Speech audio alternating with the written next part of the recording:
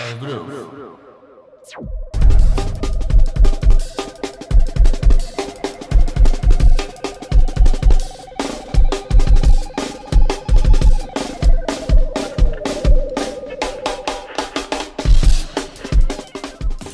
Hola, ¿qué tal, Groovers? Bienvenidos a un nuevo episodio del podcast. Hoy tenemos el placer de tener a Borja Borreta con nosotros. Si no lo conocéis, estáis tardando. Solo tenéis que poner Borja Borreta en YouTube y escuchar todo lo que podáis. Si os gusta lo que escucháis o si lo conocéis ya, seguro que os va a encantar esta charla que tuvimos con él. Impresionante la mente de este sabio y muy amena. Por lo menos a mí me parece. Espero que vosotros también. Así que la disfrutéis.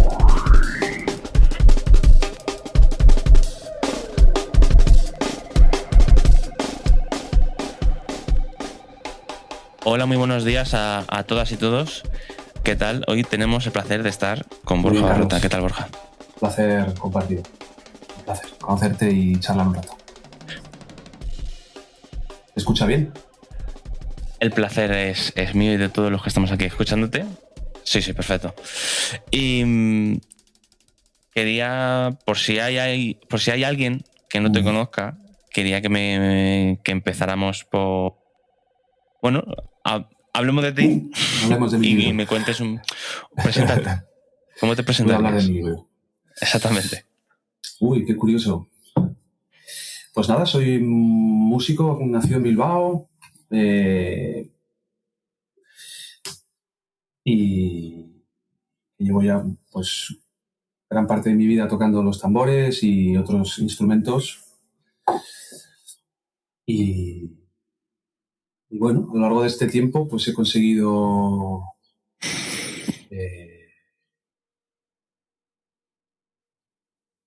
pues hacer un camino ahí de la manera en la que a mí para mí ha sido natural, la manera más natural, que ha sido vivir experiencias musicales con muchos amigos y compañeros y viajar y tocar con gente muy diferente y aprender y seguir aprendiendo de esas experiencias y hasta el día de hoy, que parece que es, no sé, como si no hubiese pasado el tiempo. Tampoco es que sea un abuelo, pero bueno, han pasado unos años y pues es un camino y ahí sigo, la verdad. Sigo tocando milagrosamente la batería y sigo aprendiendo todos los días. La vida es fascinante, misteriosa. Sí. Cuando dices milagrosamente, ¿era porque en algún momento de tu vida no te lo esperabas? Bueno, sí, realmente. Milagros, sí, la verdad que milagrosamente, igual suena muy grande, milagrosamente, ¿no? Como si hubiera sido esto un milagro, ¿no? De la vida, que en realidad simplemente para mí a veces me sigue sorprendiendo, ¿no? Que en un país además en el que no es muy fácil, nunca ha sido, ¿no? Y nosotros igual lo hemos tenido, bueno, mi generación, quizá un poco más fácil que generaciones anteriores, ¿no? Y quizás ahora también la cosa está también complicada, puesto que hay muchísima oferta y no tanta demanda. Pero a día de hoy todavía hay gente que sigue preguntándose, incluso ayer lo hablaba con mi familia, ¿no? Habían venido habían venido a barnizar unas partes de la casa de mi familia aquí donde estoy ahora estos días y vieron que había algunas cosas aquí en mi habitación, habitación de cuando yo era un enano. Y le preguntaban a mi madre, pues su hijo es músico, ¿no? Y tal, y sí, tal, toca la batería y tal, hombre, no sé qué y tal. Pero puede vivir de ello y tal.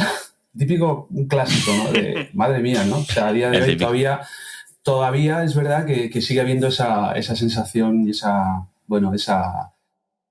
mentalidad de que es difícil dedicarse a la música si no es sobre todo por unos cauces, digamos, más ortodoxos o más reglamentados, ¿no? O como estructurados, como pueda ser estudiar una carrera de música clásica y después dedicarte al mundo de la mundo de clásico, o estudiar en superiores de jazz y después tener una graduación donde puedas estudiar y dar clases, eso, donde puedas enseñar en escuelas. Pero claro, hacer una carrera de manera autodidacta y tocar los tambores, la batería, cacharros, lo primero que se te ponga por delante, improvisar, porque entonces, y de repente hacer una forma de vida de ello sigue siendo a día de hoy algo que sorprende y me sorprende a mí mismo también, ¿eh? O sea, por eso digo que milagrosamente yo empecé tocando de manera intuitiva y, digamos, y a día de hoy sigue siendo así. Por eso parece que cada día es un día, es una oportunidad de descubrir cosas, y cuando te sientas en el instrumento y tocas y compartes la música con otros amigos o músicos o compañeros, pues cada día es una aventura, ¿no? Y que pueda en este caso contarte que sigo en ello y que sigo en el camino, pues me sorprende y me parece una especie de milagrito, ¿no? Decir, wow, Yeah. el mundo es muy complejo, está cada vez, bueno, no digo cada vez, siempre tiene su complejidad, ¿no? Su sencillez y su complejidad, y dentro de la complejidad que hay hoy en día, digo, wow, todavía sigo activo, me siguen llamando y sigo motivado, ¿no? Con los pros y los contras y las luces y las oscuridades que tiene siempre cualquier cosa que haces en la vida, ¿no? Pero sí, me sigo sorprendiendo a mí mismo. Sí, porque realmente fue algo que no fue premeditado, como decías en tu pregunta. O sea, yo no decidí, o sea, no tuve esa claridad y nunca la he tenido, ¿no? Como hay gente que de repente con 6 o 7 años dice, papá, quiero ser astronauta. Y de repente, 25 años después, están ahí en una nave espacial así, haciendo así. Que no sé si es un poco más de Hollywood que de la vida real, ¿no? Yo creo que, bueno, en mi caso fue así. Yo empecé a tocar la guitarra con mi padre, que uno de sus hobbies era tocar la guitarra. Él tenía una acústica en casa y tocaba mucho canciones de los Beatles le gustaba mucho. Y yo pues aprendí, él me enseñó los primeros acordes de una guitarra. Yo era muy chiquito, casi no podía ni apretar las cuerdas, y a partir de ahí empecé un poco a relacionarme con la guitarra como el instrumento que tenía cerca, ¿no? Y con el que sigo todavía, digamos, con una relación, bueno, continúa esa relación. Me gusta mucho tocar la guitarra. Me gustaría tocar el piano, pero muchas teclas no. Dicen que es más fácil, pero no he entrado todavía en en el mundo del piano. Pero sí, empecé a tocar la guitarra y de ahí pasé a formar unas bandas con amigos, con, no sé, 13, 14 años, y empezamos a tocar. Y tocábamos rock, improvisábamos mucho, tocábamos lo que realmente nos daba la gana. Sin muchas, en esa época tampoco tendríamos algunas bandas que nos motivaban, sobre todo bandas que venían de Estados Unidos, del hardcore, del thrash, del punk, también mucho punk y rock que se escuchaba en Euskadi a mediados de los 80, mediados finales, principios de los 90. Luego entró mucha música de los 90 de Estados Unidos, pues toda la época de los Red Hot Chili Peppers, Nirvana, Soundgarden, toda esa época dorada, ¿no? Del funk rock y del rock y de la música alternativa indie, ¿no? Que se llamaba entonces en Estados Unidos, y eso nos influenció mucho, y muchas de las bandas que teníamos al principio pues iban en esa dirección.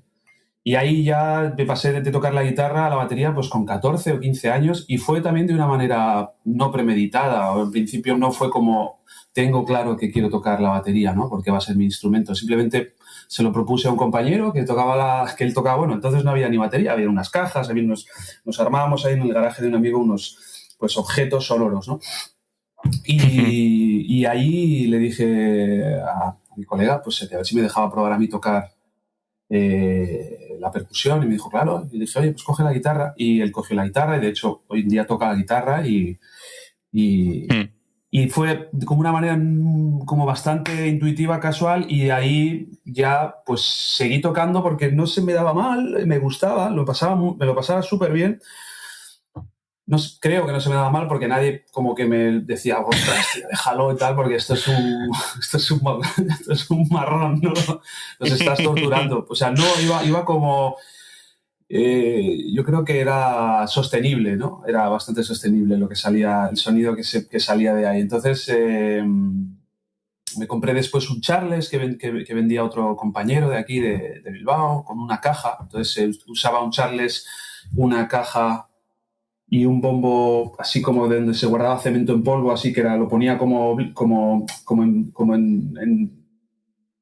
no lo llegaba a tapar para que salieran los graves, lo levantaba, de hecho, lo ponía sobre un trípode de una sombrilla que tenía mi familia en casa, entonces se quedaba el bombo sin la tapa de abajo, sería como de 16 pulgadas, algo así, pero era plástico.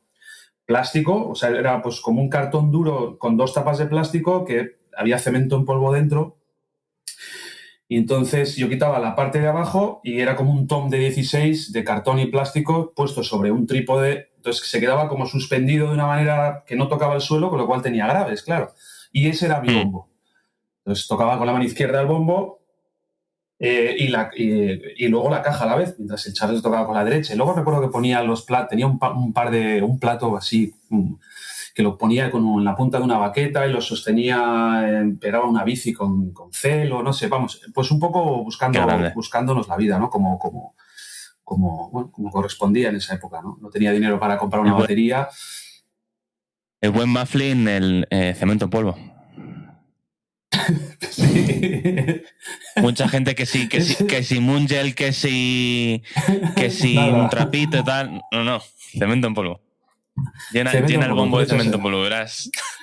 Le echas medio litro de agua, lo remueves ahí bien. Sí. No, funcionaba, ¿eh? Te puedo asegurar que la sensación era, por lo menos, la sensación mía con 15 años, no sé ahora, pero seguro que ahora mismo me da lástima, bueno, se puede hacer perfectamente, ¿no? Coger pero yo tenía la sensación de que funcionaba y sobre todo de que para la situación de acústico, o sea, para la situación de amplificadores que teníamos entonces, que no teníamos tampoco amplis muy grandes, el guitarrista tenía un ampli de 30 vatios, de 15, no me acuerdo, y el bajista también, o sea, no teníamos todavía equipos demoledores, ¿no? Como los que, digamos, después... en esa época también había equipos grandes, pero nosotros no los teníamos porque empezábamos a tocar y no teníamos dinero para ello. Entonces, la situación de volumen era interesante. Era interesante, se podían hacer cosas. Era un poco atroz lo de la mano en el bombo y en el Charlie y en la caja a la vez, pero bueno, yo me buscaba la vida y al final funcionaba. Y sobre todo fue pues una manera de empezar a entender el sonido, la tímbrica, cómo buscarte la vida para llegar a sonar o a tocar lo que tienes, lo que imaginas, ¿no? O lo que intuyes que puede estar bien. Y a partir de ahí, años después, conseguí una batería y ya fue mi primera batería. Compré aquí en Bilbao en una tienda, el Homadi, una tienda que creo que ya desapareció. Una Record, creo que era color vino, y esa fue, mucho cariño a esa batería porque a partir de ahí empecé ya como a entender la posición, digamos, estándar, ¿no? Del instrumento. Y así ha sido hasta el día de hoy. Quiero decir que las decisiones tomadas y el camino por el que he transitado y el que el transito han sido una toma de decisiones muy sobre el momento de lo que uno va viviendo y muy basado en intentar seguir tirando de un hilo musical, ¿no? Que la música te va llevando y las experiencias de vida te van llevando, y por eso, sin tener claro en el primer momento que me quería dedicar a ello, han pasado, pues eso, ¿no? No sé, 30 años o más y sigo tocando entonces recuerdo muchas veces con compañeros con los que tocamos hace mucho tiempo. Es increíble, ¿no? Porque han pasado 30 años o 35 años y seguimos aquí, seguimos tocando y es como si fuese el primer día, ¿no? Algunas cosas han cambiado, lógicamente, pero la sensación nos han echado todavía. Y no nos han echado. Sí, poco me han echado. En mi vida he tenido como bastante suerte, me han echado poco. Una vez me echaron en Madrid de un club, pero tampoco fue culpa mía. Fue que no le gustaba al programador la música que estábamos tocando, se asustó mucho y dijo, no, fuera. pero no me han echado, no he tenido experiencias de ese tipo desagradables. Y aquí estamos, Carlos, pues... quiero hacer inciso en esa forma. Y si crees que si hubieras empezado de otra manera, a lo mejor en una batería más clásica, si sería diferente a lo mejor tu forma de tocar o tu forma... No sé si cambiaras en tu, digamos, en tu biografía, si hubiera repercutido en grandes cambios luego después. Probablemente. Probablemente. En mi forma de tocar, seguro. En mi forma de pensar o de ser o sea, cómo aproximarme desde la cabeza a la música que escucho, quizá no tanto, porque no creo que hubiesen... Pero seguro, la forma de tocar, seguro. Porque al final, si a una edad ya estás expuesto a unos parámetros, entiendo que eso modifica mucho tu manera de aproximarte al instrumento ya de por sí, ¿no? Entonces, supongo que hubiese cambiado.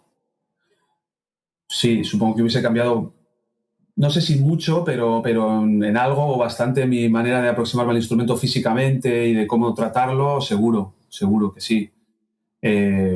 Sí, porque, bueno, realmente casi todos o mucha gente o muchos músicos o bateristas que han empezado al final es difícil tener un contexto en el que tengas, algunos sí han podido, o porque sus padres eran músicos, igual su padre, yo qué sé, su madre tocaban en una banda o yo qué sé, o les gustaba mucho la música y tenían en casa instrumentos de toda la vida, o han estado mucho en contacto con el mundo de la música y de repente tienes la suerte, entre comillas, porque puede ser una suerte o no, de nacer en una familia musical en la que de repente tu gente tiene pues una batería, un bajo, amplificadores y de repente ya pues con 5 años o casi desde que naces estás tocando un instrumento como es, ¿no? Yo pienso que no creo que sea la mayoría de los casos y que mucha gente empieza buscándose la vida, pues tocando lo que puede, como puede, cuando puede, ¿no? Mi caso fue así. Y me imagino que habrá mucha gente que construya su propia batería con cacharros, con cosas, no sé, yo me imagino, ¿no? Que en la búsqueda, sobre todo cuando uno es más pequeño, intenta, que es para mí un proceso súper bonito que estaría bueno que preserváramos durante toda nuestra vida, siempre que sea posible, ¿no?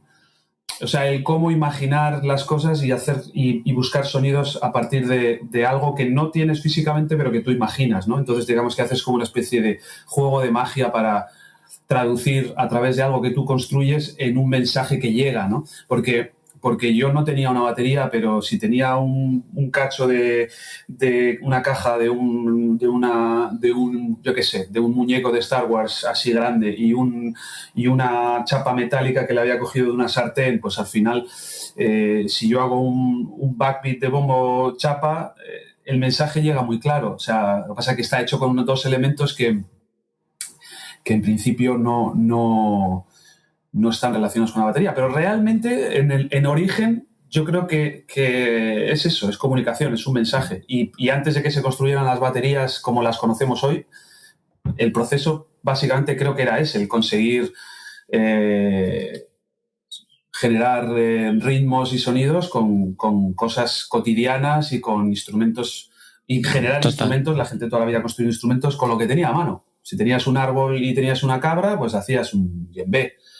Y si estabas en la cocina de tu abuela en un pueblo de Castilla-León, pues cogías las cucharas o cogías las sartenes o cogías las cacerolas. Hay un montón de música y de folclore de nuestro país que está hecho con elementos que a priori no son instrumentos, digamos, convencionales, ¿no? Claro. Pero que a la vez la magia de esos objetos, y por eso la magia de la transformación en lo que uno tiene, en lo que uno imagina, que me parece muy bello, es que se convertían en algunos momentos del día en instrumentos que juntaban a toda la gente, ¿no? A cantar, a bailar y a comunicar cosas, ¿no? Entonces creo que en origen ese acto es de conversión de cosas, objetos en sonidos, es bastante ancestral. Yo creo que viene de toda la vida, desde que el hombre empezó a hacer ruidos y sonidos, ¿no? Y tenía lo que tenía a mano. Y creo que sí, modifica bastante cómo te aproximas. Yo a día de hoy, mis sets son bastante variados en cuanto a objetos que uso. A veces no tiene por qué ser una batería con lo que hago ritmos, puede ser una mesa, puede ser tambores, pueden ser una tabla de surf, elementos de percusión, no sé. Todo puede valer para comunicar y para generar ritmo. Sí, sobre todo también a quien miramos el instrumento y el ritmo desde el siglo XXI, claro, nos cuesta a lo mejor entender que hay ritmo que no se hace con una batería, sino con cualquier cosa. Que es lo básico y lo primal y claro, a nosotros cuesta entender, pero ritmo puedes hacerlo con cualquier cosa. Claro. Y armonías sí que tienes que buscártelas un poco más. Pero ritmo puedes hacer con cualquier cosa. Entonces, nosotros que nacemos con el ritmo ya por defecto, porque nos tiramos, lo que oímos es el latir del corazón de nuestra madre y el nuestro. Es súper básico oír ritmos y el ser humano que aprende por imitación es como... Yo creo que si volvieras a resetear toda la historia de la humanidad, a lo mejor la melodía y la armonía no estarían luego miles de años después donde están ahora, pero creo a lo mejor así a bote pronto. Igual a nivel rítmico sí que estaríamos igual de desarrollados. O en el mismo, más o menos en el mismo punto, quizá. Sí, hombre, yo estoy de acuerdo que es digamos, la forma más instantánea y universal, una de las más instantáneas y universales. Por eso es tan primario y es tan instintivo y por eso rápidamente notas que las personas, más allá, da igual edades y lugares de procedencia, se conectan muy rápido, ¿no? Con un groove, con un pulso, con unas palmas, da igual. O sea, la palma, el pulso es universal y es instantáneo. Entonces, sí, es muy rápido y es algo que casi, además, o sea, está muy interiorizado, como bien dices, casi desde el principio de nuestra existencia, incluso de antes, vete a saber, incluso de antes de estar... Yeah. O sea, es algo muy de... Sí, es vibración, ¿no? Y sí que es verdad que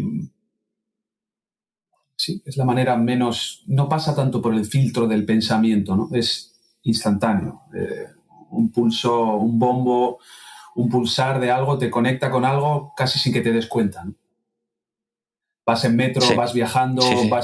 Te conectas con ritmos que no sabes de dónde vienen, con, yo que sé, alguien haciendo algo, un ruido de un motor o una cadencia rítmica provocada por un aparato incluso, o es como el cuerpo se conecta con eso, ¿no? Y casi no ha pasado por el filtro de la cabeza, ¿no? No está pensando si hay lo que dices, ¿no? Una melodía, una armonía o un mensaje concreto que diga esto o lo otro. Es como, ya me he conectado sin pensarlo, ¿no? Ya estoy moviendo un pie sin haberlo pensado. Luego ya, si quiero, puede entrar otro tipo de información. Pero el ritmo es instantáneo, es automático. Por eso es súper universal, ¿no? Y da igual con que lo hagas, realmente, es lo que comentas. O sea, la batería es una evolución ya muy moderna, es un instrumento maravilloso que nos permite generar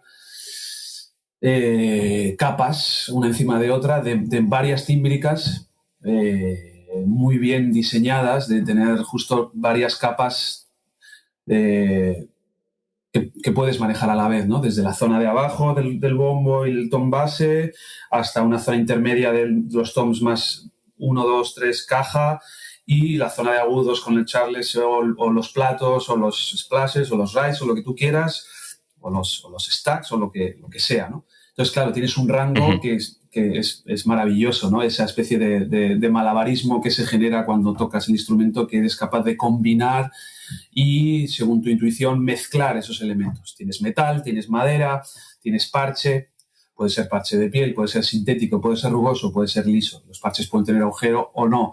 Puedes colocar cosas encima de los parches. Puedes jugar con la afinación.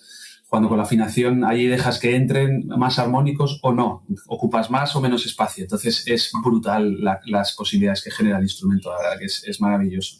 Y lo bonito de eso es que cada uno, además, entiende el instrumento desde una manera, desde un lugar, y juega con esos condimentos como si fuéramos cocineros, ¿no? Sonoros, rítmicos, un cocinero rítmico que no sabes muy bien, ¿no? Es como cuando tu abuela te decía, no, pues ya te échale una pizquita pero ¿esa pizquita qué es?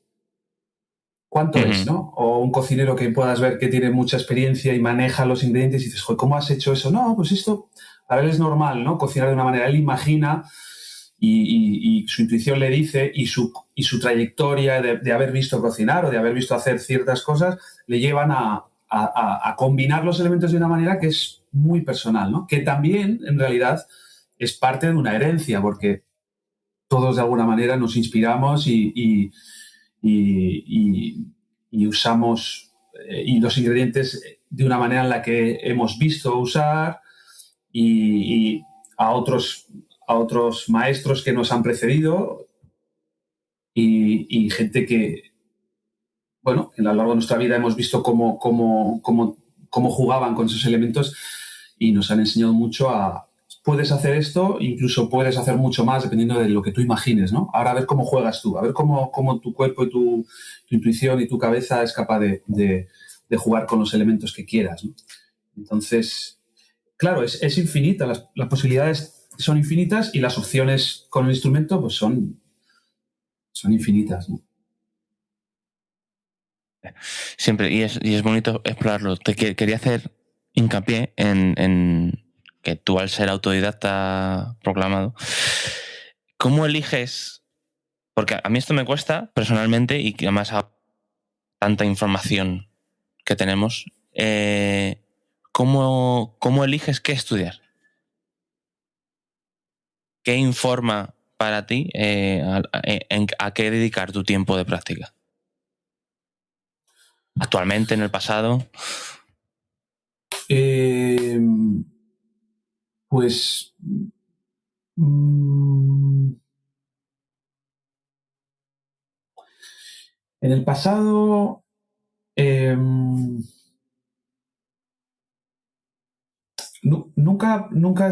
nunca, digamos que claro, el estudio, primero como aclarar que nunca he tenido como una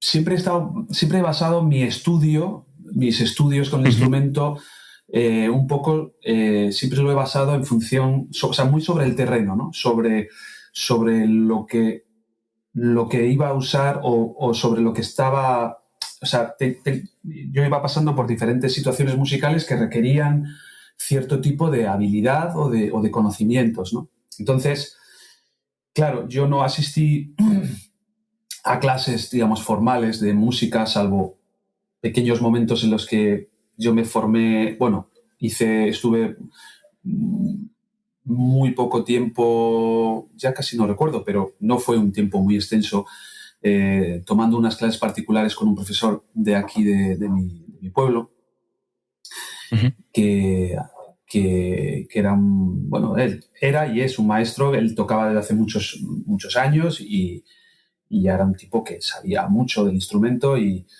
recuerdo pues que fue como una primera aproximación a lo que puede ser que alguien te cuente cosas, ¿no? Pero no desde un lado tampoco ortodoxo, formal, lecciones, clases, seguir como un temario varios años. No, fueron clases, algunas pequeñas clases sueltas que hice durante un tiempo en mi vida, que probablemente me sirvió como para entender un poco ciertas cosas del instrumento. Después había una escuela en Bilbao también donde estuve también un breve tiempo tomando clases particulares con el hijo de de Ángel Celada, con Víctor Celada, que era un tremendo baterista, no sé si lo llegaste a... Bueno, es el hijo de Ángel, era un tipo increíble, súper dotado, tremendo músico y era un baterista brutal.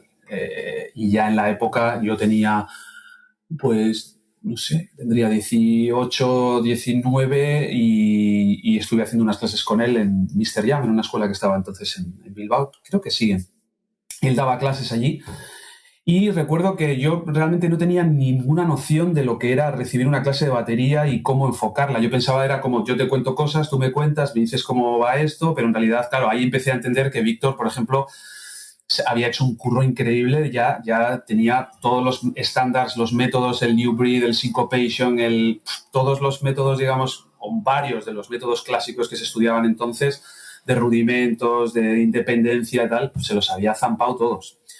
Y los tocaba, era un capo. Y bueno, y él empezó como a darme algunas nociones de eso, ¿no? Claro, para mí era como chino, era como, vale, esto es el bombo, esto es la caja, ok. Entonces, claro, yo todavía no tenía una noción de muy bien para qué servía eso y cómo iba a usar eso. Yo sé que eso supuestamente, me contaban que eso eran ejercicios que podían ayudarme a tener cierta independencia, cierta soltura con el instrumento y a mejorar el sonido, ¿no? Entonces yo entendía, ok, vale, voy a ver cómo utilizo esto, ¿no? Entonces yo no tenía muy claro ni cómo usarlo ni para qué me iba a servir. Yo entendía que servía porque eran como maneras de aproximarte al instrumento de una manera organizada, ¿no? Porque yo me aproximaba al instrumento de una manera muy intuitiva. Lo sigo haciendo a día de hoy, ¿no? Pero entonces empezaba a entender esos sistemas, ¿no? Esas combinaciones organizadas para trabajar el instrumento, ¿no? Y a partir de ahí, digamos que cuando llegué a Barcelona en el 96, que estuve 6 meses en el taller de músicos, ahí sí que realmente pude ver que el profesor, que era Alex Cenas, el profesor de batería que entonces me daba clases, que es el baterista que estuvo muchos años tocando en Jarabe de Palo. Tipo divino y tremendo músico, que era de la escuela de Quim Soler, del maestro catalán. Y él me habló, por primera vez tuve conciencia de, sobre todo, más allá de la lectura de notación rítmica y de la independencia y ahí empecé como a entender un poco que la cosa, más allá de eso, él me hizo ver que mucho de lo que tú proyectas y de lo que tú cuentas con el instrumento tenía que ver con tu sonido. Entonces ahí empecé a entender por primera vez un poco... vale, o sea, claro, si yo llegué a Barcelona con la mano izquierda, que me acuerdo que hacía redobles y tenía este gesto completamente... O sea, en vez de estar así y tocar redobles... Yo lo veo, pero en el podcast no se ve. Vale, bueno. A ver cómo pues, lo explico. No, bueno, sin más, es como si en vez de coger los palos normal con ángulo recto entre la muñeca y el brazo y hacer redobles y mantener un poquito ese ángulo recto para que no sufran los tendones, yo la mano izquierda para hacer redobles lo que hacía era casi un ángulo casi de 90 grados. O sea, torcía muchísimo la mano izquierda porque no sabía, no tenía técnica, no agarraba bien los palos porque no había empezado un poco a mi manera y él me dijo por primera vez... no te suena la mano, no te va a sonar con relajación lo que quieras tocar y además te va a cansar, te vas a hacer daño y no vas a conseguir que eso suene como debiera de sonar, ¿no? Con una intensidad, con un registro amplio en el golpe, ¿no? Con matices, ¿no? Con más matices. Tienes un sonido limitado porque tu posición de la mano izquierda es muy limitada y no vas a poder... Entonces ahí él empezó como a corregirme un poco la mano izquierda y a darme ejercicios muy sencillos de rudimentos para poder yo ser consciente de cuáles eran mis movimientos, ¿no? Entonces, a partir de ahí, digamos que no soy una persona muy metódica en cuanto al estudio de la batería, entonces, y luego empecé a tocar, digamos que ya empecé a profesionalizarme Y básicamente lo que hacía era tocar mucho con gente muy diferente. Y eso me llevó a situaciones físicas con el instrumento, tanto de volumen como de tímbrica, como de feeling, que requerían entender, para aproximarte al sonido, entender ciertas mecánicas, ¿no? de cómo tocar ciertas cosas. Y entonces, hasta el día de hoy, lo que he hecho es básicamente un poco estudiar o recabar información concreta de cosas que voy a usar. Entonces, sí que es verdad que la cuestión de los rudimentos, más allá de qué estilo toques o en qué contexto estés, es algo que siempre te va, lo dicen, bueno, lógicamente, ¿no? Muchos de los maestros es como estudiar rudimentos y luego ya vendrá la música, ¿no? Pero ten engrasadas las manos, la musculatura con la cabeza, y que eso sea automático y que tú no tengas una limitación por la falta de control de tus palos, ¿no? Y Sí. es interesante, la verdad.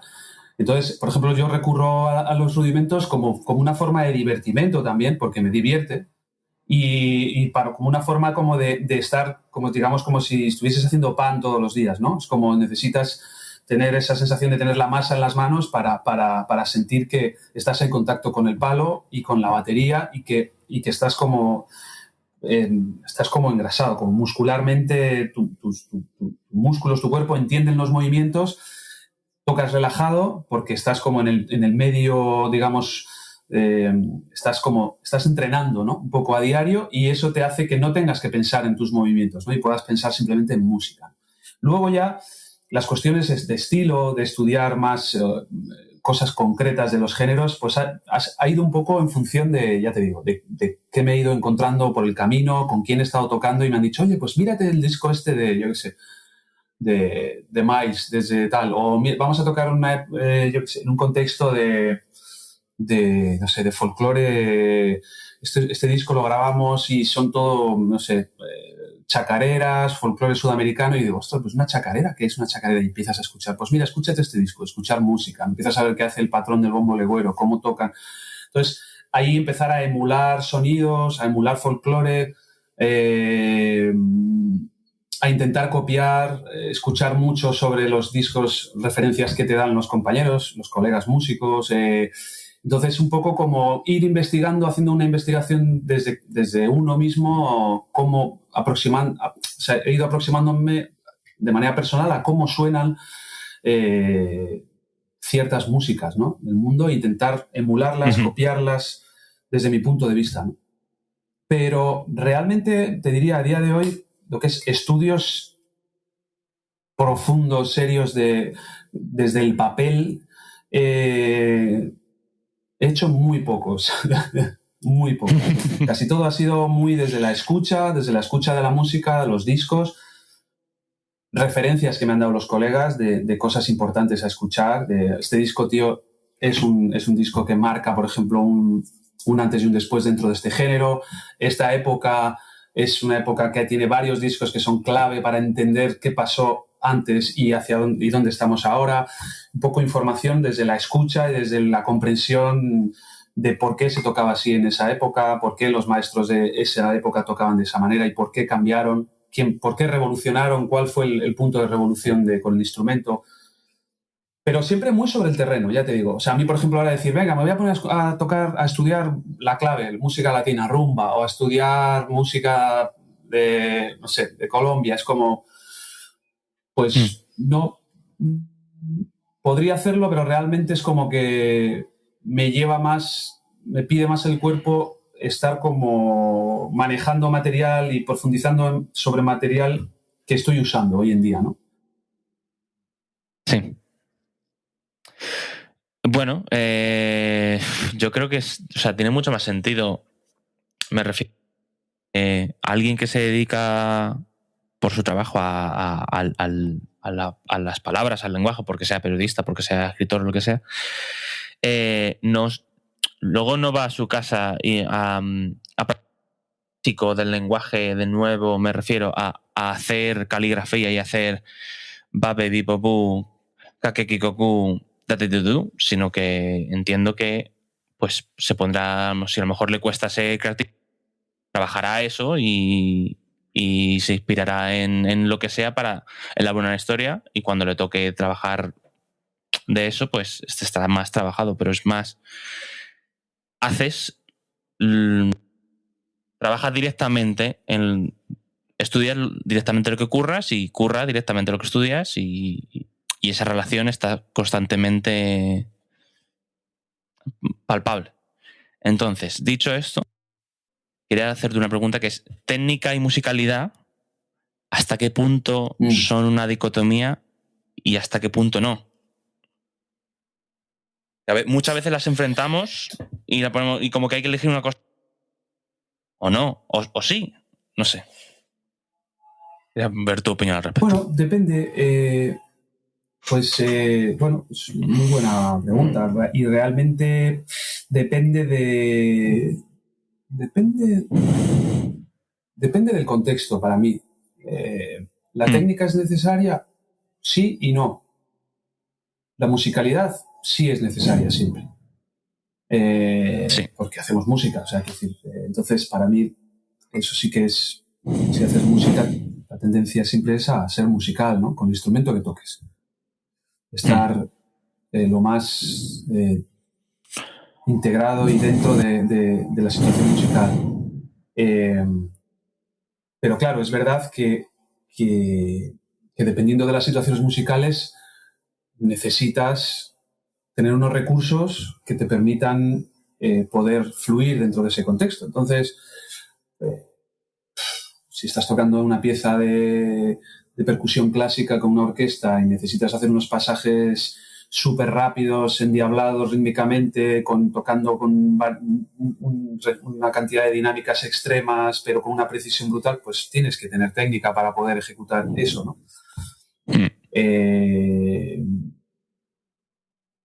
Si estás tocando en otro contexto en el que realmente no necesitas, digamos, esa cantidad de recursos técnicos, pero tú puedes comunicar una idea sin tener esos recursos. De hecho, hay muchos ejemplos, ¿no? de gente que no tiene una técnica especialmente, digamos, no tiene una preparación técnica extrema, pero son gente que transmite muchísimo tocando, ¿no? Entonces, creo que es más bien el uso de tus recursos. ¿Cómo eres capaz de usar tus recursos? Más que el que tengas más o menos técnica. Que no digo que no sea importante, porque para ciertas situaciones lo es. Si tú quieres tocar en una banda, digamos, yo qué sé, que los golpes son muy, yo qué sé, si de repente estás tocando con una banda americana en la que todo va como si fuesen gospel chops y necesitas esa potencia y esa velocidad y ese fraseo y tal, pues lógicamente necesitas tener una técnica que te permita tocar eso. Pero para mí lo importante creo que es que la técnica que tengas sea ultra avanzada o sea muy, muy poca, seas capaz de decir algo y de realmente estar dentro de la música como para decir cosas, ¿no? Y que tú sepas cuál es tu limitación y cuál es tu potencial, ¿no? Para poder contar cosas sin miedo, ¿no? Sin tener que pasar por el filtro mental de decir, no voy a poder llegar a hacer música aquí, o no podré llegar a hacer música de alto nivel porque no he pasado por la técnica necesaria para poder hacer esto, ¿no? No, yo creo que yo veo tocar a niños muy, muy chiquitos que casi no han tenido contacto con el instrumento y tocan cosas que me gustan mucho y que me interesan mucho, porque lo tocan desde un lado que es cero técnico, entre comillas, porque ellos, digamos, la técnica es como, hay una técnica natural de cada uno y luego una técnica aprendida que es como, venga, voy a coger y voy a destilar y voy a seguir los pasos de la física y de las combinaciones y tal. Pero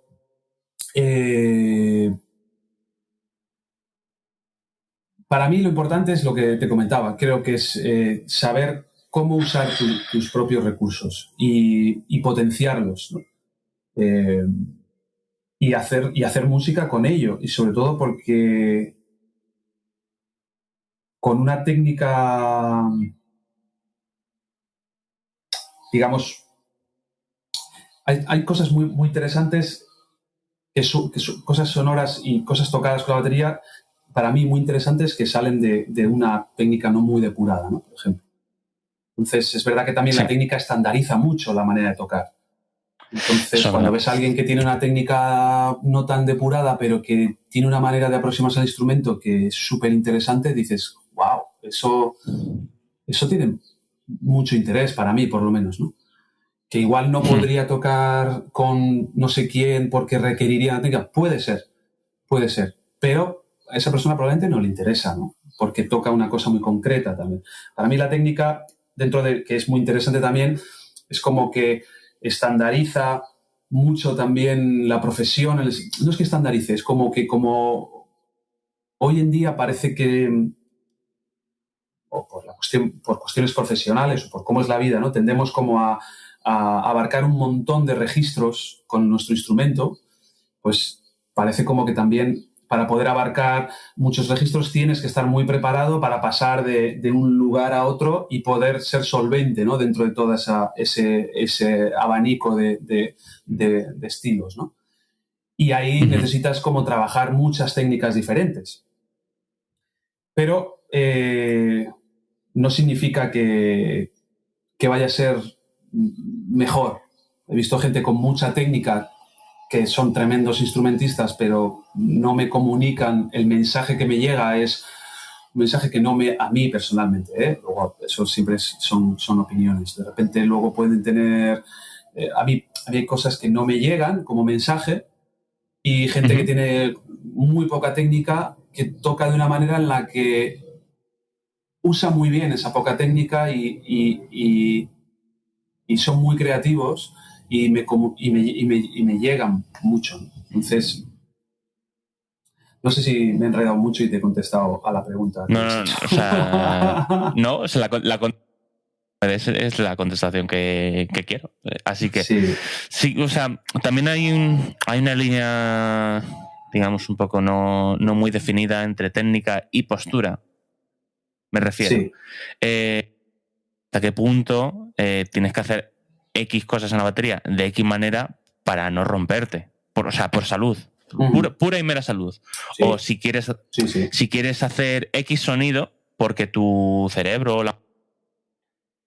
Vale, tienes que hacerlo de X manera porque es que si no, o no te sale o te sale, pero hasta qué punto tu cuerpo te va a decir, ok, por aquí. Entonces hay gente que por lo que sea, su cuerpo le ha dejado trabajar y se puede dedicar a ello toda su vida, y otra gente que no, como a Phil Collins. Entonces, ¿hasta qué punto me gustaría decirle a Phil Collins hace X años, oye, señor, cuídese, porque quiero que nos dures musicalmente? Y hasta qué punto, si no hubiera trabajado de qué manera, no sería lo que es. Entonces es complicado decir, pero bueno, no es bueno para nadie. No, pero bueno, tu cuerpo, yo qué sé, más allá del estudio, no, es que tiene mucho que ver con la vida de cada uno y con la manera de enfocar. Hay gente que es, por naturaleza, muy curiosa y muy estudiosa, que no solamente con respecto de la batería, sino con su vida en general, probablemente en su día a día tengan como una curiosidad o una especie de capacidad de estudio de las cosas, ¿no? De las variables de los actos y capacidad de análisis, ¿no? De análisis y de eso, de contrastar variables, entonces gente que tiene quizás esa capacidad, ¿no? De una mente más analítica y de generar contrastes y de aproximarse a las cosas desde la comprensión, ¿no? de las cosas. Entonces, por eso creo que también depende mucho de la forma de ser.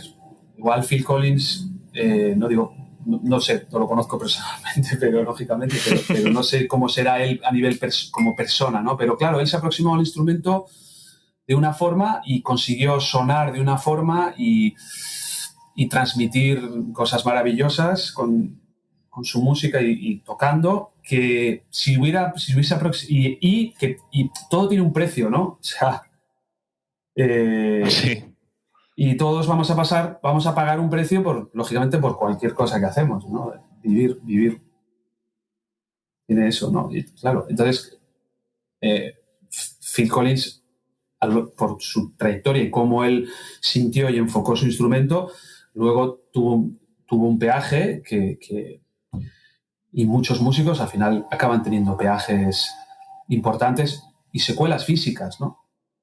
Es como que es verdad que podría haber hecho algo para minimizar esas secuelas, pues probablemente sí. Lo que pasa es que en ese momento y probablemente desde su concepto y desde su manera de enfocar el instrumento, pues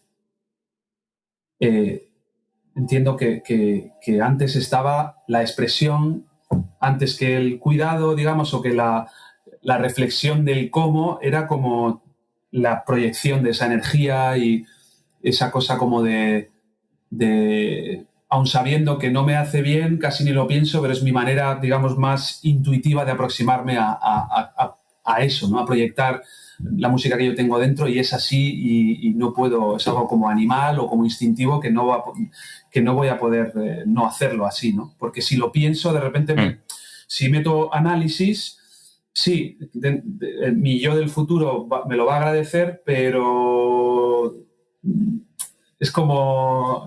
No sé, es complicado. Sí, yo creo es complicado. Que para mí siempre es una cuestión de balance. Yo creo que el balance es interesante, pero también entiendo que hay cosas que surgen así por la personalidad de cada uno y también es muy bonito porque eso te lleva como a un sonido y a una manera de expresarte que es como que no hay... que es como... Es una entrega que no tiene... Bueno, no piensas en las consecuencias, ¿no? De alguna manera, ¿no? Hoy en día quizá, pues, hombre, ha avanzado mucho toda la cuestión de la higiene corporal, de cómo trabajar con el instrumento sin tener lesiones. Estamos en otro momento también, ¿no? Y es importante también prestar atención a eso. O sea, desde luego hacerte daño y generar una situación en la que no fluyes y que tu posición corporal no sea adecuada, sobre todo es que no te permite igual disfrutar menos del instrumento y lo suyo realmente es un tópico, pero es intentar estar relajado tocando y ver cuáles son o intentar observarte, ¿no? A ti mismo para ver cuál es tu posición con el instrumento y cómo suenas en diferentes contextos y hacer un poco de análisis de eso. Yo creo que está bien también. O sea que, no sé, alejarnos un poco de los extremos siempre ayuda.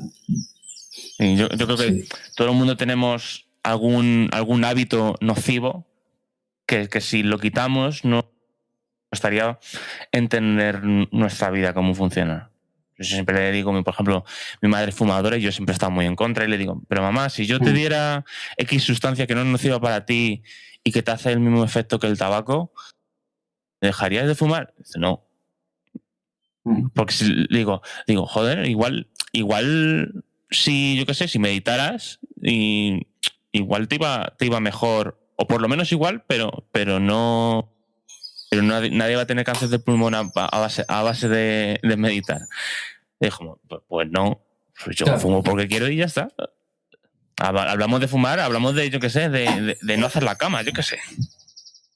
Sí. Eso es que si hago la cama no soy yo. Hay gente así. Que todos tenemos, y bueno, obviamente dentro del mundo de la música, tenemos algún hábito que no nos quitamos porque no entendamos que sea nocivo, sino porque simplemente no queremos y punto. Y entiendo que dentro de la música, sí, pues, o sea, como forma de tocar, pues también habrá cosas.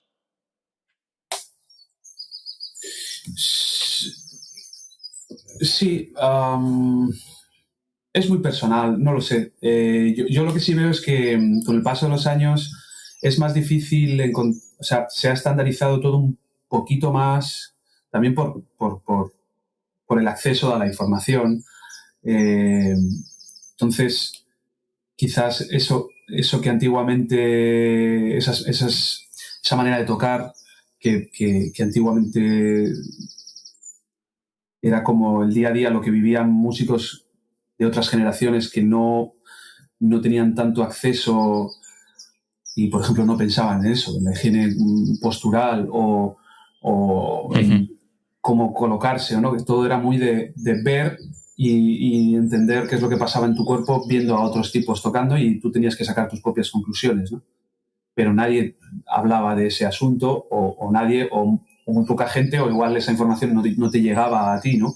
Entonces, cada uno iba como haciendo su propio camino de experimentación, ¿no? Hoy en día, y por un lado lo positivo es que ese camino, muchos de esos caminos se han hecho y se cuentan y se saben, con lo cual tú puedes usar esa información a tu favor, que creo que es interesante. Por otro lado, hay muchas... se ha creado como una cosa muy estandarizada, como una forma de hacer que mucha gente adoptamos, y eso también hace que sea más difícil encontrar singularidades a la hora de tocar, ¿no? O sea, que al final ves mucha gente que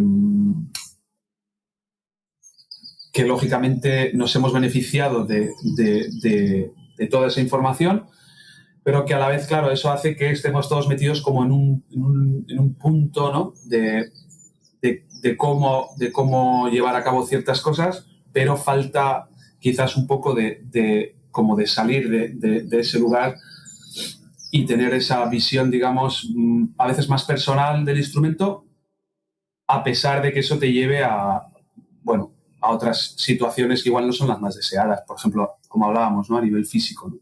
Pero bueno, para mí el equilibrio de lo que hablamos es importante. Yo a lo largo de mi vida he notado y de hecho sigo estudiándome un poco posturalmente, ¿no?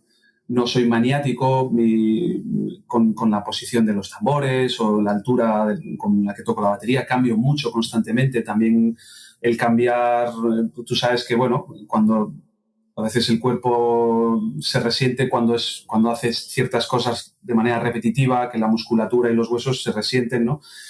Si cambias digamos, la situación, el modo de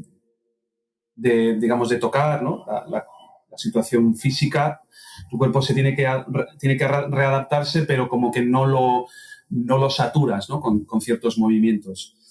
Yo de manera instintiva cambio mucho la altura del sillín, la posición de los tambores, la posición de los platos, básicamente porque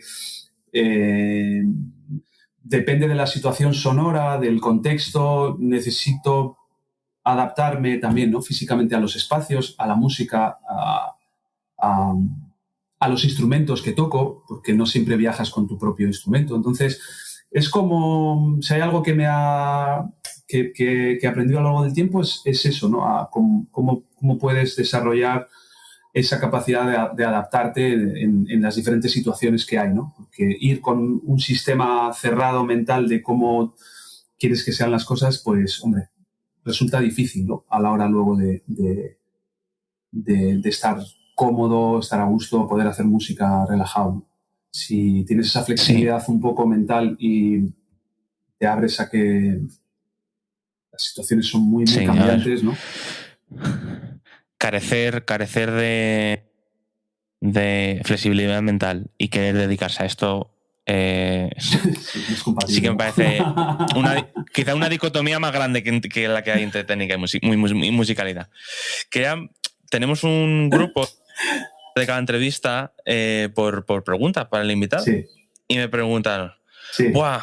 Borja muy friki. Pregúntale cómo elige sus platos, su equipo y tal. Entonces te consideras a lo mejor friki del sonido o tal. Puede ser, no me considero friki del sonido, pero quizás lo sea y no me doy cuenta. Puede ser que sí. Pero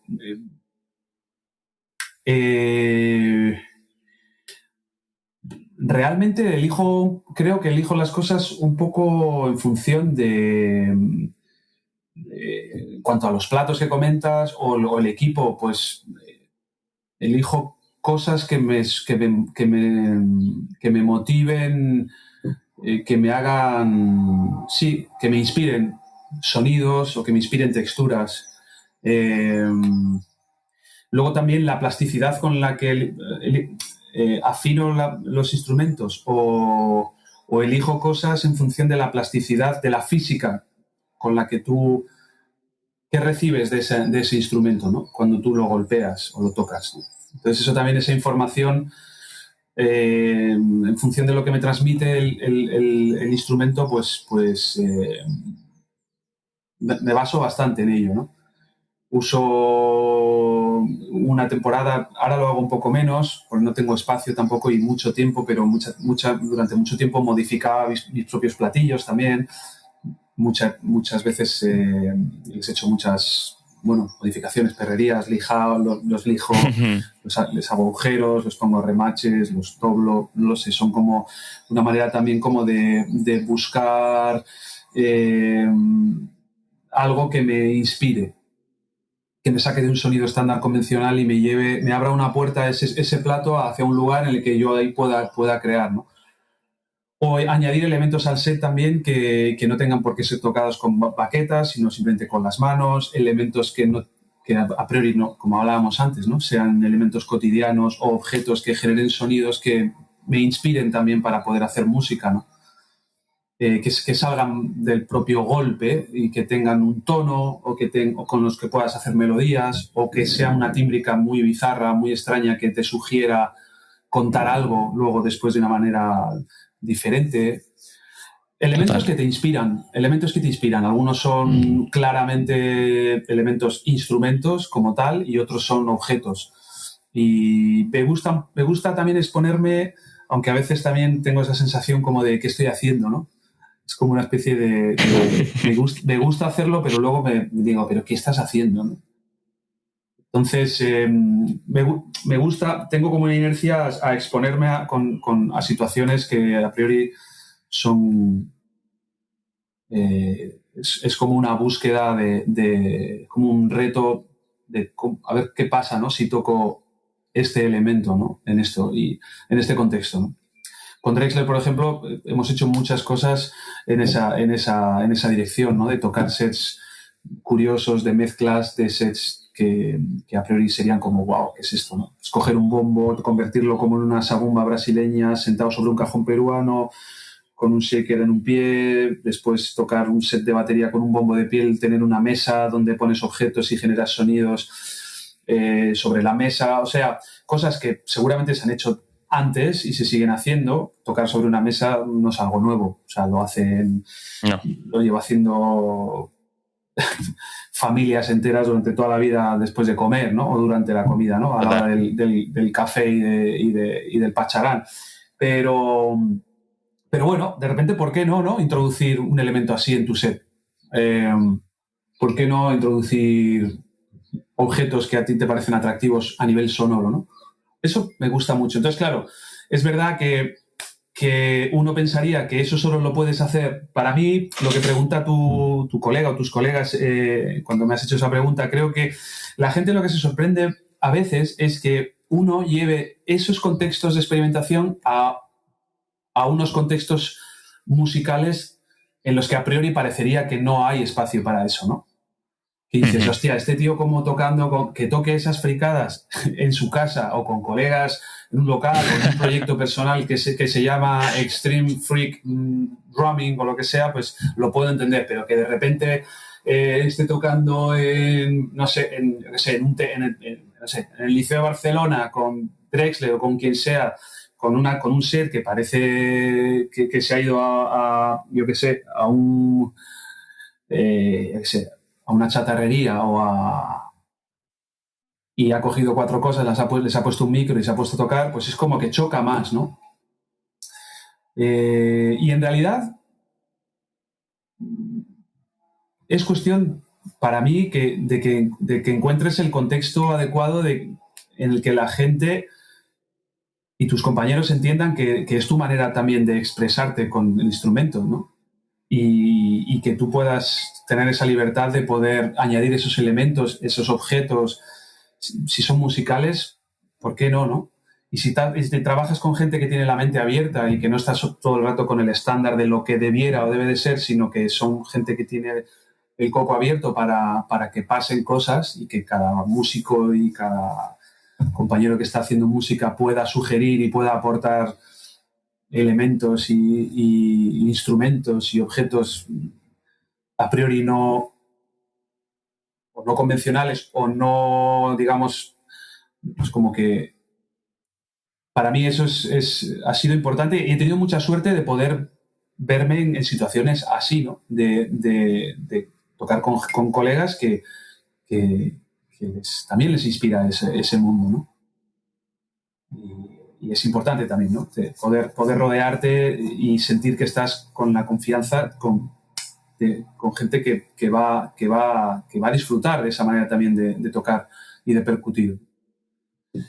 Y sí, de alguna manera sigo un poco en esa dirección, porque me atrae, me motiva, me inspira. Que es muy importante, la verdad. Al final, qué sé, si te compras o lo que sea, algo que te inspira o que a poco que te llame tocar la batería más, pues siempre es bienvenido. Cuando viene a lo mejor por fuerzas, digamos, porque tu vecino se ha comprado X y tal, ahí digamos que puede ser más nocivo, pero mientras salga de uno mismo y le aporte, siempre hay excusa para cualquier cosa. Pienso yo que es muy importante que un artista para el que tocas o un proyecto en el que tocas te dé libertad para hacer esas cosas y que a través de esas elecciones pues sea que es algo que igual en las propuestas comerciales de hoy en día se ha perdido, en el sentido de que casi que puedes llevar a cualquier persona para cualquier proyecto. Somos más reemplazables en ese sentido. Entonces, cuando la música te da libertad, puedes ser más tú, entonces eres más irreemplazable, creo. Claro. Sí, se trata de, no sé, todo esto a mí me lleva al principio, ¿no? O sea, de cuando yo te comentaba de cómo empecé, de alguna manera, o sea, no perder el vínculo con eso creo que es importante también, ¿no? O sea, vamos aprendiendo en el camino, vas adaptando cosas nuevas, vas, entre comillas, si te dedicas a ello, profesionalizándote, que está muy bien y aprendes un montón de cosas y aprendes a decir que no, aprendes qué cosas van contigo, qué cosas no, qué cosas puedes tocar, qué cosas te gusta más tocar, qué contextos musicales estás más o menos a gusto, te conoces más, digamos, dentro de la profesión, ¿no? Pero a mí a veces, yo siempre pienso que tampoco se me puede olvidar ese origen, ¿no? de por qué yo empecé y cómo empecé. Y a mí la búsqueda, la investigación, la sensación de abrir una puerta y no saber qué va a pasar, de estar en la cuerda floja todo el rato, ¿no? De intentar lidiar con la falta con la no seguridad, con la no zona de confort, con el error, con el hecho de intentar no juzgar lo que tocas y por qué tiene que ser de una manera o de otra. Todo eso que en parte es algo que empezó siendo así y que a veces la vida con sus complejidades y nosotros mismos nos encargamos como de ponerle el juicio, de ponerle esto está bien, esto está mal, tengo que sonar de esta manera, esto de otra, no acabo de sonar como estas referencias de gente que toca increíble y tal. Todo eso viene después y en parte también es bueno porque te enseña y te muestra cosas, pero no deslinkarte, no perder esa primera esencia de uno, del por qué, de cuál es el motor inicial por el cual tú te sientas a tocar o te sentaste en su día a tocar el instrumento. Creo que eso es interesante retomarlo siempre, ¿no? Y entonces cada uno tendrá unos motivos, ¿no? cada uno tiene su historia y tiene su por qué te sientas, ¿no? Es importante saber por qué te sientas a hacer música con la batería, ¿no? Preguntártelo y entenderlo y saber cuál es tu motivo, porque ese es tu mensaje viene de ahí. Tu manera de proyectar el sonido y de tocar lo que tocas y de comunicar lo que comunicas viene en gran parte de esa inercia que se dio al principio, ¿no? Que es un cúmulo de cosas. Tal cual. Y para mí, en mi caso, es esa manera de aproximarme al instrumento tiene que ver con esa fuente, ¿no? Que se dio en su día y que a día de hoy sigo manteniendo. Y bueno, y me lleva a muchas situaciones. Hay cosas que fluyen, cosas que no. Hay situaciones que veo que llego a un punto muerto y digo, wow, pues aquí no puedo sacar más en limpio, ¿no? Ya he dado con una pared o con un muro y, bueno, esta apuesta que yo he hecho de sonido en este tema o en esta situación, pues no da más de sí. Bueno, no pasa nada. Me bajo, aparco el rollo y sigo por otro lado. Cierro esa vía que he abierto porque he visto que no tiene salida, entonces abro otra, ¿no? Es como... pero sí, el hecho de trabajar en esa situación, digamos, de incertidumbre también me genera un miedo, pero desde ese miedo, de esa inseguridad, se sigue generando las ganas de seguir investigando. Luego también me gusta ir a la certeza, a algo muy claro. Es como, me voy a poner un bombo, una caja y un charles y voy a tocar un groove súper concreto, muy clásico, porque me apetece tocar esto y porque además me siento bien tocándolo y porque me gusta o porque estoy tocando con un colega que esto es lo que hace falta ahora y lo que queremos y es maravilloso también. No es que esté todo el día lanzando monedas en vasos y en cacerolas y soplando por tubos o tocando nubes, ¿sabes? Es como que... Exactamente. Quiero decir que, claro, es como a ver cómo suena esta nube y tal. Lo que pasa que, bueno, yo qué sé, es también uno donde encuentra su motivación, ¿no? Y cada uno somos muy diferentes, tío. Es como que está guay buscar esa manera de motivarse y la que cada uno tiene es fenomenal. Así es. Es importante. Es un camino. Creo que nadie sabe cómo quiere tocar y cómo quiere sonar así de la nada. Es un camino de descubrimiento y además, según llegas aquí, forma de tocar con la que tú a lo mejor estarías muy contento y muy feliz hace 2 años si te lo dicen que vas a tocar de qué manera, ese punto, y luego la vida, la música, tú mismo te pides otras cosas. Claro. Bueno, también es complicado. Siendo consciente del tiempo, tengo una serie de... ¿Qué hora es? Llevamos hora y 10. Espero no haber dado una chapada. No. Si el problema es que tengo como 20 preguntas más apuntadas. Pero vamos a las preguntas rápidas, ¿vale? Para cerrar la charla y necesitaríamos consciente de que se nos quedan... hombre, por supuesto, se nos quedan cosas en el tintero. Que no se preocupe la gente que la retomaremos. Entonces, la primera pregunta rápida, que es si tienes algún hobby no musical, algún interés más allá de la música que cultives con asiduidad. Me gusta surfear. Surfeo mucho, sí, siempre que puedo. Es como uno de mis hobbies principales, sí. Estar en contacto con el mar y hacer surf. Sí, porque he nacido en la costa y pasa que ahora viviendo en Madrid es más difícil, pero siempre que puedo, sí. Qué guay. Sí. Yo siendo de La Mancha también es algo que... el surf es un poco como... No, la verdad. Pero bueno, yo qué sé, luego ves en la Copa América de vela, uno de los países más punteros es Suiza, que no tiene mar. Es un poco complicado de entender, pero bueno. Nunca Sí, sí, nunca nada, digas que no a tus sueños. sí, sí. Algo que parece imposible, ya ves. Sí, sí. Señor. Quisiera que me nombras algún músico, no baterista. De alguien que. Siempre suelo decir favorito, pero a veces la palabra favorito es más conflictiva que, que ayuda. Bueno, si quieres mencionar algún nombre, ¿cuál mencionarías?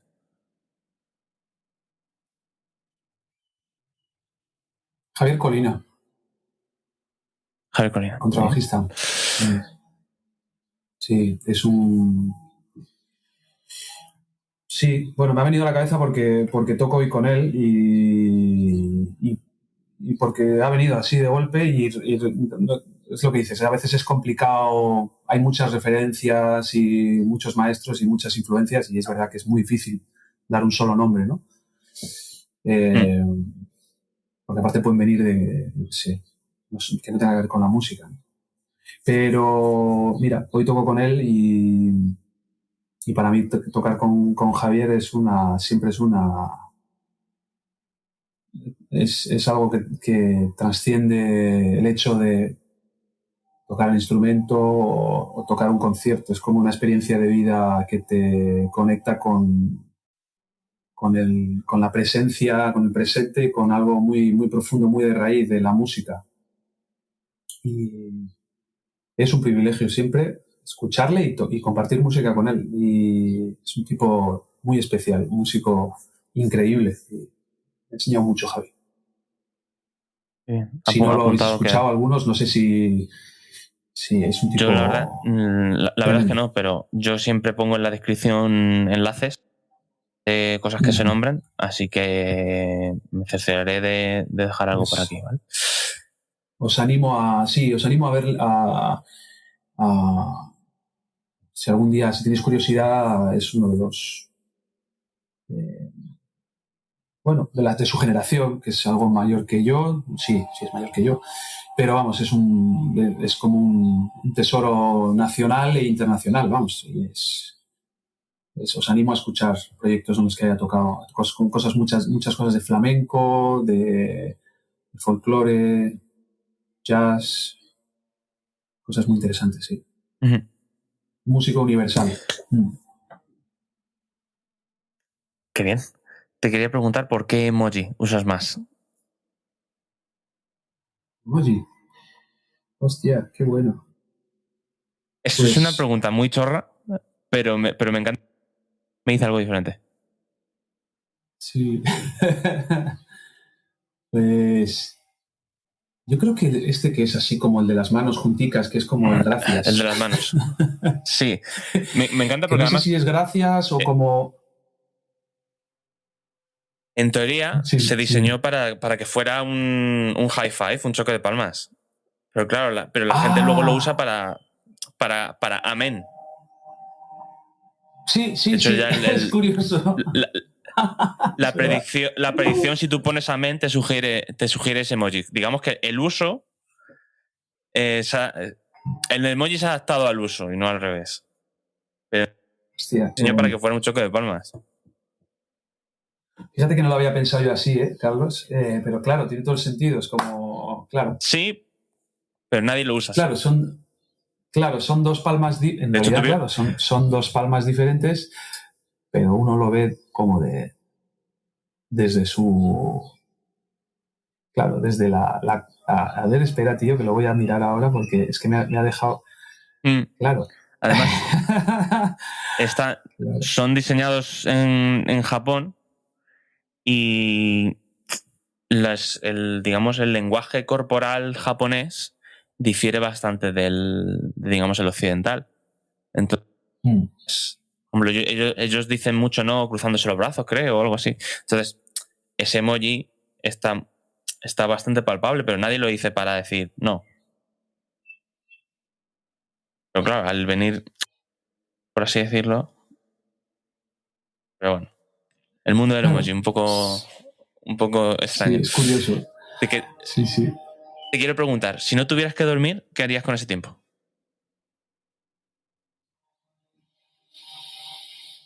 Mm.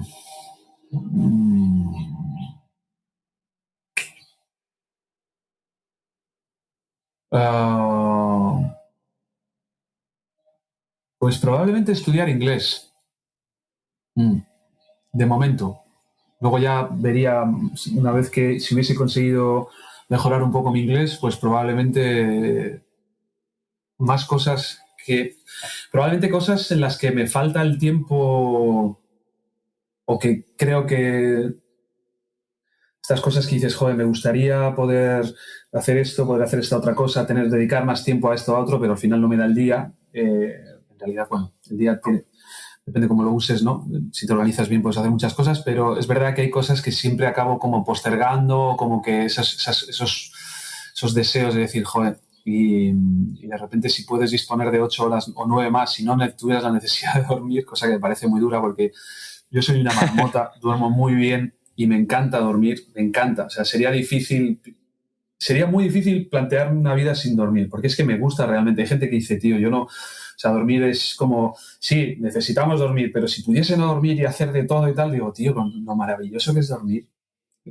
Ya. y estar en ese mundo así, el mundo onírico me fascina, ¿no? Pero yo creo que aprovecharía para hacer cosas como, por ejemplo, estudiar inglés, que es algo que tengo pendiente y de hecho es algo que sigo haciendo, pero así como por temporadas y tal, me encanta el idioma, me encantan los idiomas y el inglés concretamente, bueno, lo suelo usar bastante y sigo, bueno, a veces sigo haciendo algunas particulares y cositas, pero por la noche, desde luego, ahora de hecho estoy planteando de gira hacerme un curso online también para todos esos días que estás de gira en no sé dónde, de repente tienes 3 días que estás en un hotel metido en Bogotá y dices, madre mía, pues aparte de, bueno, de estar conectado, de escuchar música, de dar algún paseo, de hacer algo de deporte, de comer bien, de y de tocar, pero dices, joder, tengo horas al día que podría aprovecharlas casi hasta, no sé, no te digo sacarte una carrera, ¿no? Pero realmente estudiar cosas que dices, joder, pues me apetecería meterme un Entiendo. poco más allá de leer cosas que a uno le apetece leer, decir, joder, pues voy a aprovechar para... Y ahora, por ejemplo, estoy pensando en eso, en hacerme un curso Ya. online, a ver si consigo dar con algo interesante y estudiar. Pero vamos, sí, y estudiar inglés Genial, genial. me pone.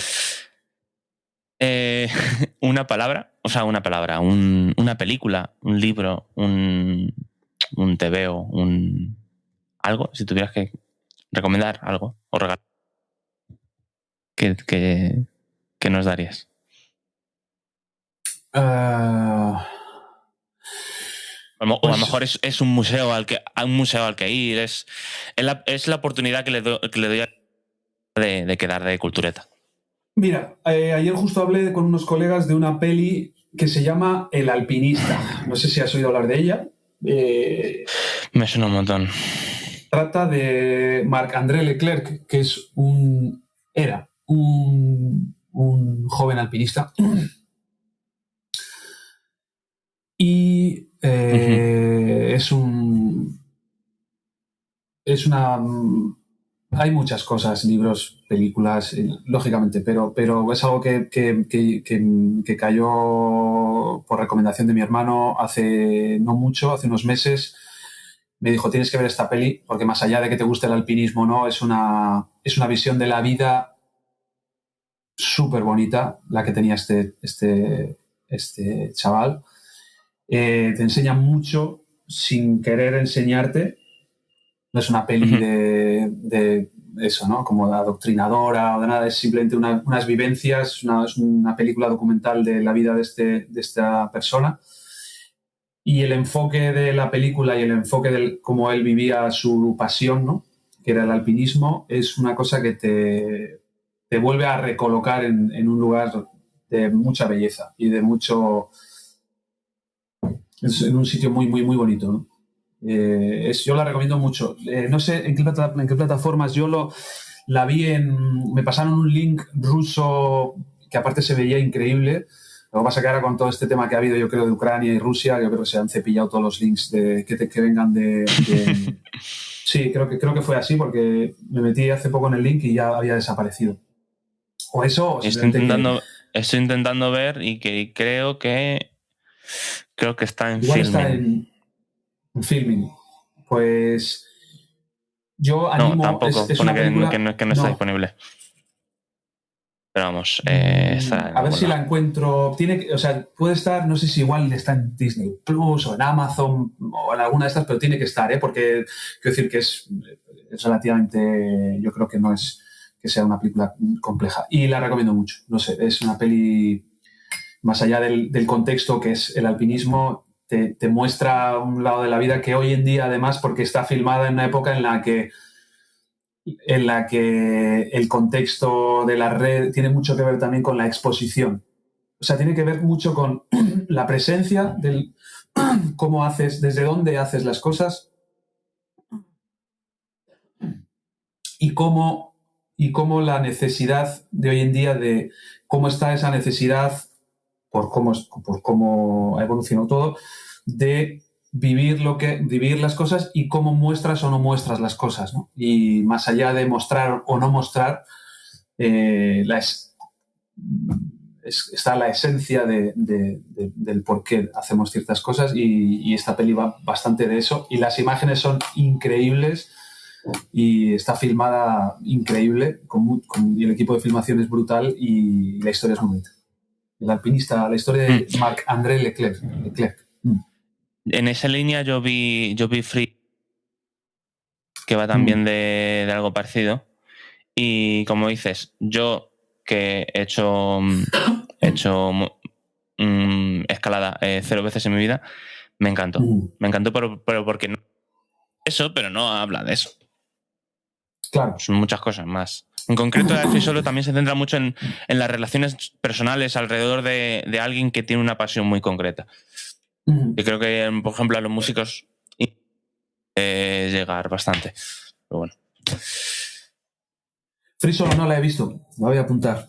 Está muy bien, está muy bien. Además, Free Solo creo que sí que está en varias plataformas, me suena. No sé si está en Prime Video, creo que está casi seguro, porque es de National Geographic.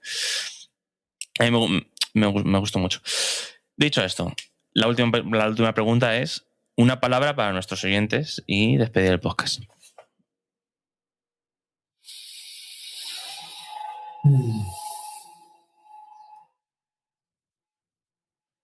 Recordarte que en una entrevista que te hizo Coqui hace como 10 años dijiste gozar. No sé si quieres cambiarla. Hostia, el Coqui, qué grande, qué maravillosa persona. Y baterista, por favor. Qué maestro. Pues voy a repetirla, fíjate. Gozar. Vale. Sigamos gozando y sigamos. Y sobre todo, vamos a intentar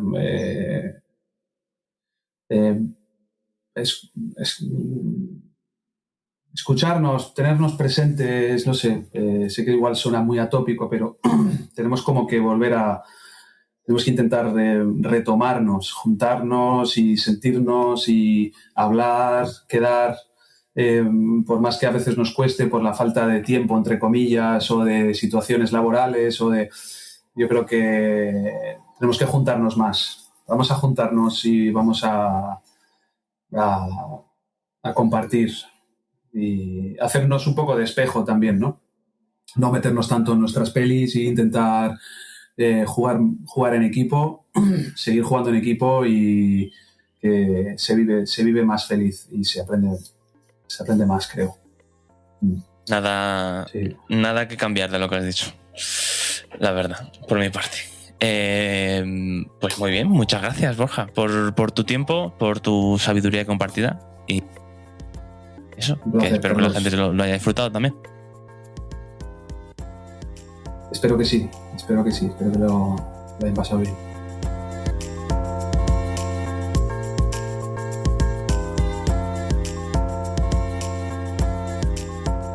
Bueno, Groovers, espero que os haya gustado, que la hayáis disfrutado, que hayáis aprendido algo, seguro que sí, porque este señor solo se puede aprender. Y nada, solo comentar, pues bueno, pues tenemos el Bata Concepto, que es un concepto, te ha dicho, que ha empezado nuestros amigos de Batacas, en el que estamos participando también. Así que si no lo habéis visto ya, estáis tardando, ¿vale? echarle un vistazo a la página web de Batacas y sus redes sociales. Y eso, que es una iniciativa muy bonita, ¿vale? Os las podría explicar, pero prefiero que lo veáis y lo entendáis por vosotros mismos, y seguro que sacáis algo partido. Es algo que vamos a estar siguiendo haciendo todas las semanas. Y ya está, eso es. Simplemente que estudiéis mucho como siempre, que lo paséis muy bien, que no os arropéis demasiado. El Carcito ya está aquí. Nada, solo decir que me encanta encontrarme con gente que me dice: tú eres el Love Groove. Y yo, bueno, creo que sí. He hago muy bien lo que haces. Y muchas gracias. Lo hago. Esos comentarios, la verdad es que me parece mentira, es una tontería. Y digamos que mejoran mi ego brevemente, pero me hace mucha ilusión. Y nada, nos vemos por ahí. Un abrazo a todas y todos.